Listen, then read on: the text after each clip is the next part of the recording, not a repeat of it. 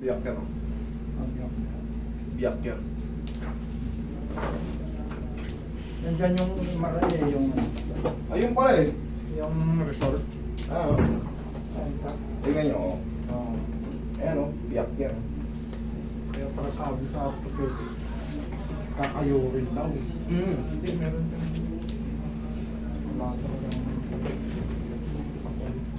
Kabila.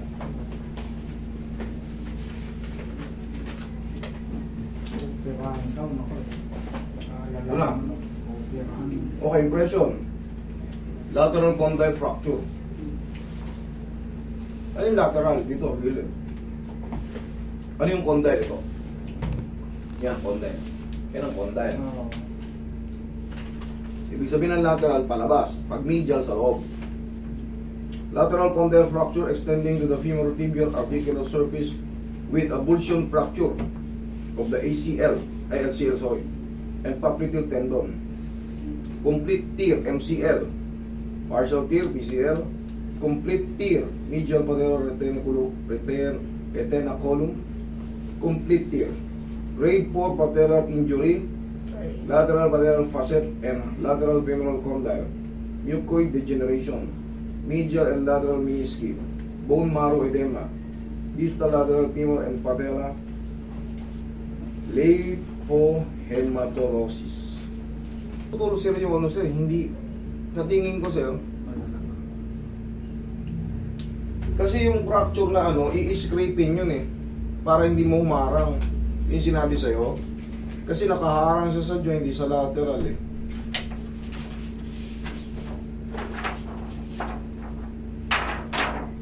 Kaya.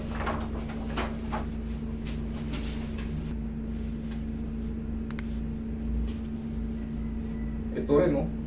Crack din yan, no? Tapos yan, nakita mo may mga butong nakahiwalay, parang shadow.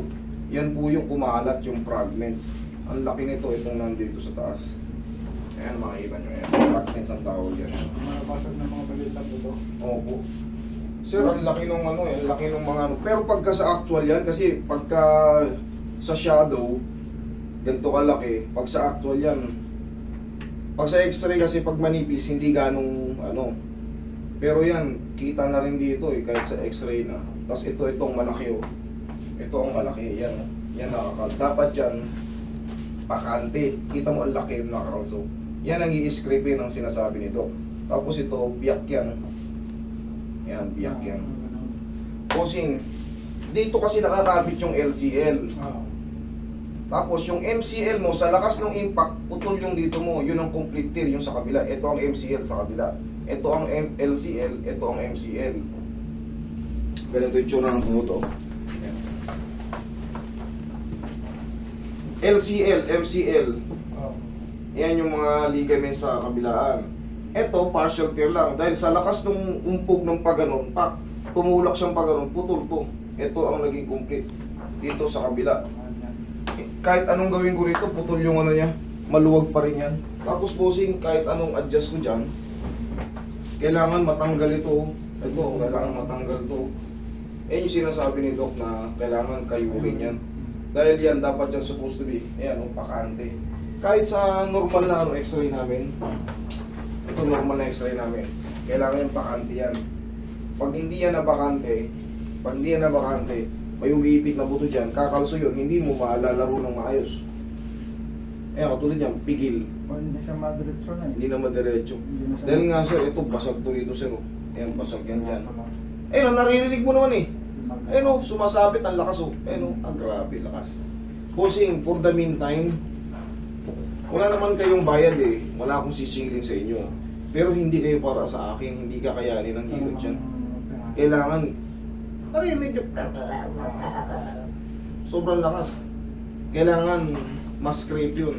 Tapos, orto na ang magde-decide kung paano ang gagawin dyan. Dalawang option daw eh. Ano po? Direksyon nila tapos operahan daw lagyan ng bakal. Kasi yung nabawas, tatamperan yun. Ganun po. Walang bakal. Hindi kaya sir eh. Hindi ko kaya eh. Ang laki nung naging diferensya eh. Yung nadurog, nakakalsurong sa gitna. Yung nadurog, nakakalsurong sa gitna.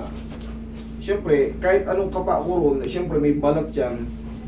Pero pagka binuksan yan, natanggalin yung bakal na ano ron, ay yung bakal, yung mga butong kumalso ron sa pinaka-joint. Ang masakit pa niyan, sir, putol yung MCL mo. Maluwag yan, tuhod mo. Pagka kunyari na-stretch yan, kakabitan pa ulit nila ng ano yun. Kasi complete tear na eh. Yung dito mo, hindi na partial tear, kalahati. Ito ang putol.